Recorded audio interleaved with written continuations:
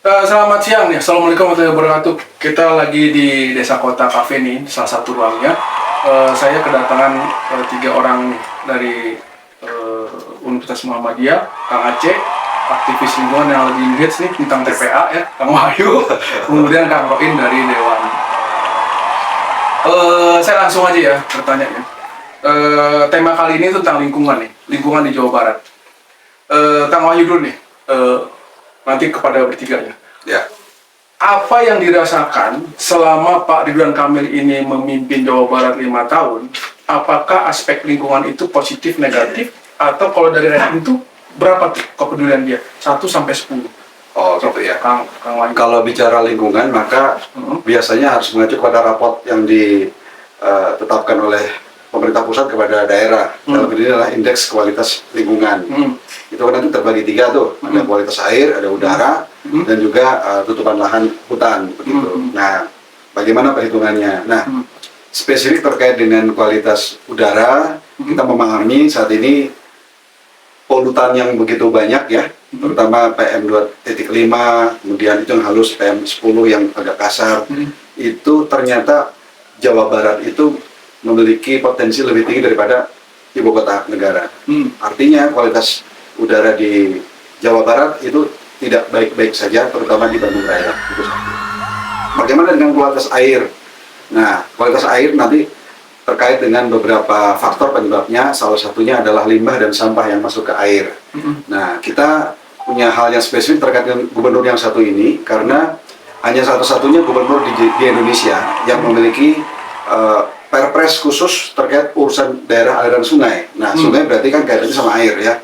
Meskipun itu catchment area, tapi jelas ada air dan juga ada area tangkapan airnya. Nah, di perpres itu, perpres 15 2018, memberikan kewenangan kepada Gubernur Jawa Barat selaku dan Satgas, Komandan Satuan Tugas, untuk ngapain? Untuk melakukan percepatan ya, pemulihan kaitan sama pencemaran dan kerusakan di Das Citarum. Nah, harapannya dengan adanya perpres tadi, kepala daerah, baik gubernur selaku kepala daerah maupun gubernur selaku dan satgas, bisa lakukan akselerasi karena ini sifatnya darurat.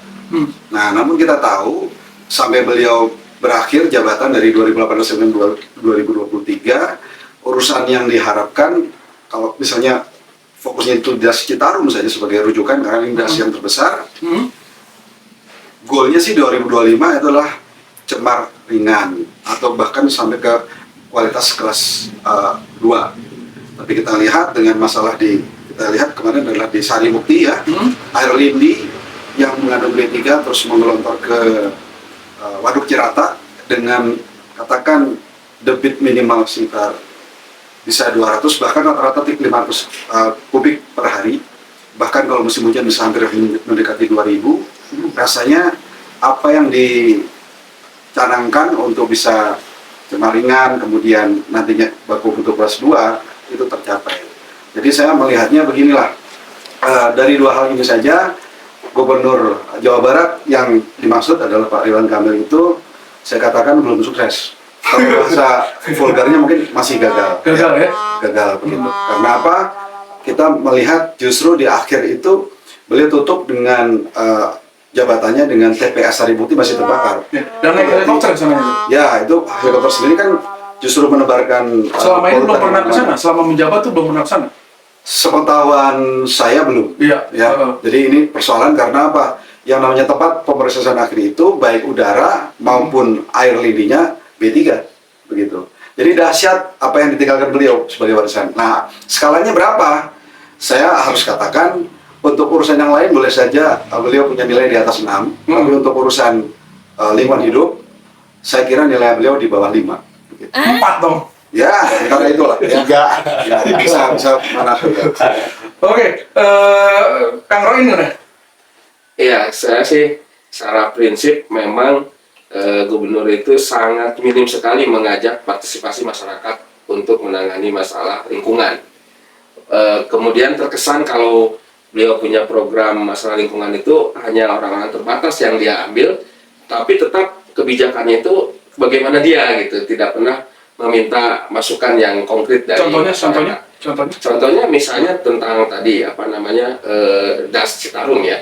Nah, sebetulnya kan banyak ya lembaga-lembaga yang memang konsen terhadap daerah aliran Sungai Citarum itu. Tapi beliau tidak mengakomodir dari beberapa LSM yang ada itu. Tetap hanya mengandalkan atau hanya meminta kepada orang-orang terdekatnya saja. Terus yang kedua, koordinasi ya. Maksud saya koordinasi yang tidak bagus antar departemen ya. Sebetulnya kan antar OPD. Itu kan ada dinas kehutanan, ada dinas pertanian, dengan lingkungan hidup. Nah itu juga sampai sekarang kan di antara internal mereka sendiri sampai sekarang kan tidak ada kesepakatan yang sama. Keputusannya apa sih untuk menangani masalah-masalah lingkungan hidup di Jawa Barat ini, khususnya di Bandung Raya lah yang memang aliran sungai itu kan semua di situ ininya apa namanya pusatnya. Itu mungkin yang saya ketahui ya, karena memang di ormas Islam juga kadang kita diundang juga sama teman-teman LSM yang bergerak di bidang masalah lingkungan hidup. Saya dapat informasi seperti itu. Pak Aceh? Oke, baik. Terima kasih pada kesempatan ini menyikapi tentang kebijakan lingkungan hidup di Provinsi Jawa Barat di bawah kepemimpinan Ridwan Kamil. Simbolnya sederhana, menjelang berakhirnya kepemimpinan Jawa Barat adalah terbakarnya Sari Mukti dan penghargaan. Jadi simbol tentang lingkungan hidup bagi Ridwan Kamil. Kenapa saya katakan itu? Karena sampai mengeluarkan kebijakan darurat sampah. Bayangin coba, cuci itu tangan kan sampai darurat sampah. Itu kayak gini nih, kayak lempar kulit pisang ya orang. Ya, iya seperti itu. Nah ini menurut saya itu simbol bahwa penghargaan Ridwan Kamil yang digemborkan 500 dan penghargaan, tapi tidak berbanding lurus dengan fakta yang dikeluarkan dengan kebijakannya darurat sampah. Andainya dalam pilpres ini masuk dalam bursa dan kemudian terpilih menjadi salah satu wapres di pemerintah di Indonesia, apa yang akan terjadi, Kang Wahyu? Bayangkan. Saya malah membayangkan ya, kalau beliau memimpin, apa yang akan terjadi tuh, gitu kan ya? Apakah akan berubah sifatnya, apakah kebijakannya, atau malah memburuk, atau biasa saja flat aja gitu? Kalau Kang Wahyu bilang gitu. Ya, kalau untuk yang bersangkutan ya dengan punya niatan begitu dan katakan restu dari orang tua, itu boleh-boleh saja lah, itu hak pribadi. Namun kita masyarakat juga perlu dewasa, terutama masyarakat Jawa Barat ya. Karena sudah ada pengalaman beliau, bukan hanya ngurusin Jawa Barat, tapi juga ngurusin sebuah kota begitu, dan portofolionya itu udah jelas begitu. Nah, jelasnya itu jelek apa buruk? Ya lihat aja jejak digital ya, mana yang beliau katakan dan kemudian belum terlaksana dan sebagainya. Apakah itu menjadi sesuatu yang pada akhirnya diabaikan oleh kita atau bagaimana? Kalau saran saya, semua yang beliau janjikan itu adalah sesuatu yang mestinya terrealisasi, karena kan omongan pemimpin itu dari perkataan dan perbuatannya itu jelas sinkron gitu ya. Nah bahkan saya melihatnya boleh jadi ini adalah sebuah anti paradoks begitu. Apa yang beliau katakan dan itu mungkin korelasinya sama pencitraan ya itu tidak sangat berbeda dengan apa yang ada dalam fakta. Jadi bahaya dong ya kalau jadi. Ya saya pikir nasional. Kalau saya pribadi ya, ini pendapat pribadi ya, mohon maaf. Saya kira sudah cukup lah beliau memimpin daerah ya. Saatnya beliau lebih pada profesi yang beliau memang kuasai, karena kami tidak bisa lagi ke depan ini hanya berdasarkan bukan berdasarkan fakta, bukan lagi cerita atau rekayasa atau citra yang mau dibangun. Kita tidak membutuhkan itu. Nah, faktualnya kalau bicara sampah misalnya ya, sebenarnya kan beliau itu dari 2018 sampai dengan 2023 cukup 5 tahun tuh. Mengapa masalah Sari Mukti sekarang ada? Sebenarnya kan harusnya beliau ini sudah menuntaskan urusan Bandung Raya, yaitu TPPAS Lekok Nangka. Iya, harusnya. Itu belum kelar-kelar. Nah, yang unik lagi, saya juga tidak tahu, ini mungkin juga ada suatu pengkondisian, sehingga begini, Pemprov Jawa Barat mendapatkan penghargaan Nirwasita Tantra di 9 Agustus 2023. Itu pada saat si Sari Mukti terbakar, dan pada saat dinas OPD yang mengenangkan itu sedang kena sanksi administrasi dari tapi itu sudah penghargaan ya? Iya. Ya kan Bagi saya kan agak unik karena begini, kalau yang bersangkutan misalnya sedang kena sanksi, nggak relevan dong dapat penghargaan untuk hal-hal yang menjadi penyebab itu dia kena sanksi. Tapi yang disalahkan yang dapat penghargaan atau yang memberikan penghargaan tuh? Ya, ini kita nggak tahu ya. Tahu ya. Saya apakah By design. dengan by design atau apa saya nggak tahu. Tapi logika berpikir saya rusak begitu ya. Jadi rusak begitu. Ini bagi saya sesuatu yang tidak diajarkan di kuliahan begitu. Jadi baru kelihatan kok aneh gitu. Orang yang sedang bermasalah atau pihak yang sedang bermasalah, tapi justru mendapatkan penghargaan untuk urusan yang memang jadi masalah yang bersangkutan. Makanya terbakar cari bukti Kemudian aja. ada hal lain lagi yang saya kira juga penting, yaitu OPD yang mendapatkannya secara teknis ya, OPD teknis yang menangani itu masih tetap bisa melakukan persetujuan lingkungan dan seterusnya. Harusnya enggak tuh. Semestinya tidak, Iya. begitu. Ini Itu itu saya kewenangan harusnya dicabut. Jadi orang misalnya memang sedang kena skorsing lah katakan begitu, maka kewenangan yang bersangkutan yang mestinya ada pada saat kondisi normal mestinya dilepas dulu atau dibekukan dahulu untuk sampai kemudian nanti terbukti untuk tidak normal lagi. Nah, jadi kembali kepada yang bersangkutan, apakah layak beliau untuk kemudian maju sebagai, rasanya dengan portofolio yang sudah ada, beliau sudah cukup lah. Ya. Kami perlu pemimpin yang pikiran, lisannya dan perbuatannya adalah sesuai dengan fakta yang ada, bukan yang berbeda, gitu aja. Kalau kata Koboy, enough gitu ya. Oke, Kang Roin apa? Ya Pak, saya ngelihat tadi udah ada ya ahli lingkungan. Ini maksudnya pemerhati lingkungan. Kemudian juga tadi saya sebagai ormas ya. Ternyata memang banyak apa yang diputuskan oleh beliau itu, oleh Ridwan Kamil itu hanya lip service belaka. Kalau saya melihat pemanis aja gitu, pemanis. Kemudian faktanya ternyata tadi banyak yang bertentangan. Nah kalau tadi misalnya kata Kang Aceh ini hadiah buat beliau dengan adanya terbakar gitu kan. Nah itu sebetulnya harus menjadi perhatian buat beliau untuk masa depan ke beliau depan. Nah cukuplah beliau sekarang kan mau jalan-jalan katanya ya. Setelah selesai ya udah cukup jalan-jalan aja lah beliau kan nikmati hidup. Bahkan saya dalam pernyataan sikap kami itu di Dewan Dakwah itu terkait dengan patung ada hubungan dengan lingkungan ya? Ada. Patung Estetika lingkungan. berapa lahan yang terpakai Iya. kemudian kalau tadi untuk kesejahteraan rakyat atau untuk perbaikan das Citarum kan berapa miliar ya, daripada bikin patung mending memperbaiki daerah-daerah air sungai itu kan. Makanya saya dalam pernyataan sikap terakhir itu, Bapak yang terhormat Gubernur Jawa Barat Ridwan Kamil, bertaubatlah Anda kepada Allah Subhanahu wa Ta'ala. Itu bahasanya memang begitu bahasa Qur'annya. Nah, kalau misalnya beliau tidak menerima ya kita diskusikan. Mudah-mudahan mau ya diskusi, karena kan beliau tadi tipenya tipe yang tidak mau diskusi. Mudah-mudahan gitu ya, Ini mau ya. ya mau mendengar rakyatnya gitu kan. Kita nih Tapi sekarang sih bukan siapa-siapa guna rakyat biasa sama, apalagi sekarang harus lebih mau gitu kan ya. Ya tapi kan tadi ada harapan dia ingin nyalon, dan tahu dia kan harus berpikir panjang gitu. Oke. Ya. Kang Aceh gimana nih? Ya kalau seandainya Allah menakdirkan dia menjadi pemimpin di Indonesia, ya kami sebagai warga Jawa Barat cukup bangga ya. Namun kebanggaan itu harus diimbangi. Nah, akan tetapi ketika melihat andaikan ini ada harapan, ya siapapun juga ada harapan. Tapi tadi disampaikan oleh Kang Wahyu ya, Kang Ren terkait tentang portofolio yang dimiliki ya, nampaknya ya secara jujur narasi dan literasi tentang lingkungan Pak Ridwan Kamil ini di bawah standar nampaknya. Kenapa? Karena itu mengindikasikan apa yang disampaikan tadi oleh Kang Wahyu itu sangat jelas dan terbuka, transparan ya, bahwa memang Pak Ridwan Kamil ini untuk visi ya, narasi dan literasi lingkungannya sangat dipertanyakan.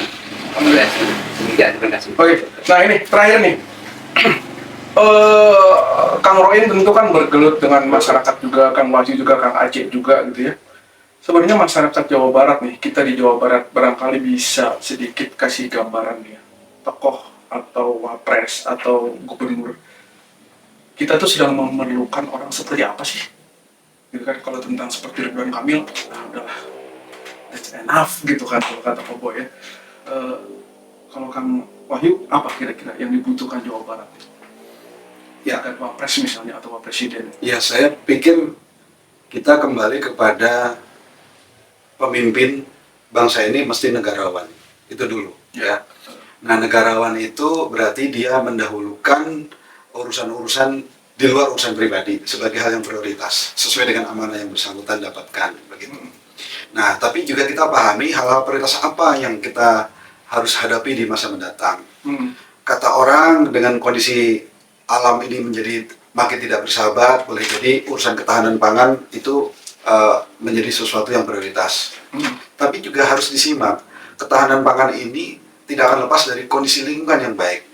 Maka backbone-nya itu adalah justru lingkungan yang dalam kondisi baik sehingga ketahanan pangan itu bisa diperjuangkan begitu. Nah, menjadi problem pada saat pemimpin kita tidak paham persoalan ini begitu. Dan kemudian memahami situasi yang berbeda.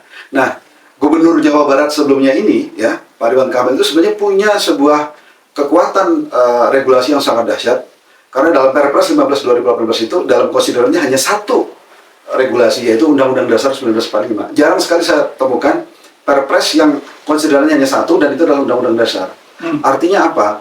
Beliau diberi kekuatan untuk melakukan yang disebut dalam bentuk kedaruratan. Nah, pemimpin kita ini harus paham di mana ada hal-hal yang sifatnya normatif, multi-years, dan mana dalam konteks kedaruratan yang diperlukan percepatan, akselerasi. Nah, kami berharap yang jelas tadi pemimpin Indonesia selanjutnya adalah jelas negarawan, beliau tahu yang prioritas, dan memang yang bersangkutan kompeten untuk melakukannya. Karena kalau sudah kompeten, itu akan mudah. Saya melihat kondisi yang paling real hari ini, yang paling berat itu adalah lingkungan daerah Lembang ke sana ya. Habis itu kan, Lembang itu sudah tidak karuan sekarang. Bandung Utara ya? Bandung Utara itu udah habis sekali. Itu kebijakan dari siapa? Bisa dijadikan begitu. Itu sudah pelacuran merajalela sekarang kan ya. Peredaran narkoba juga itu kan di daerah Bandung Utara itu. Nah itu apa nggak tahu gitu Ridwan Kamil, gubernur kita dengan nggak tahu mungkin ya, atau pura-pura nggak tahu ya. Nah, gitu. Jadi nah ke depan tentu kita menginginkan pemimpin itu yang tadi menjadikan dasarnya memang adalah syariah, Kang. Gimana pun juga kalau tidak dengan syariat Islam ya seperti ini ya, siapapun penguasanya mesti itu menjadikan syariah Islam itu sebagai rujukan. Ini kata kunci aslinya. Jadi siapapun penguasanya, kalau syariah Islam yang dipakai, karena syariah Islam itu kan bukan hanya untuk umat Islam saja, tapi bagi untuk semua masyarakat Indonesia bisa, dan itu kemaslahatan ya. Saya kira itu ya. Kalau saya berharap kepemimpinan negara Kesatuan Republik Indonesia itu adalah memiliki visi kedaulatan politik ekonomi yang implementasinya dalam bentuk ekonomi eco-green tadi yang disampaikan oleh Kang Wahyu. Saya sangat setuju kedaulatan pangan ini harus menjadi hal yang prioritas. Kenapa? Karena kedaulatan pangan kita atau ketahanan pangan kita ini adalah salah satu negara yang lemah dan sangat rendah kedaulatan pangannya. Gitu dulu dari kami diskusinya. Kalau dipanjangin kata Kang Wahyu nggak bakal habis 2 hari 2 malam tentang membahas Ridwan Kamil ya. Tapi ini baru bagian pertama saja. Nanti saya buat lebih spesifik lagi ke lapangan nih, melihat lokasi-lokasi tertentu yang harus diperbaiki oleh pemimpin Indonesia di masa depan ya. Jawa Barat tuh perlunya apa sih? Nah, itu nanti kita kasih contoh, ini lo diperbaiki, ini diperbaiki. Nah, jangan sampai nanti lip service lagi, melihat kejadian waktu lalu kita banyak ditipu oleh para pemimpin kita. Gitu ya, terima kasih. Assalamualaikum warahmatullahi wabarakatuh. Ya, oke. Terima kasih.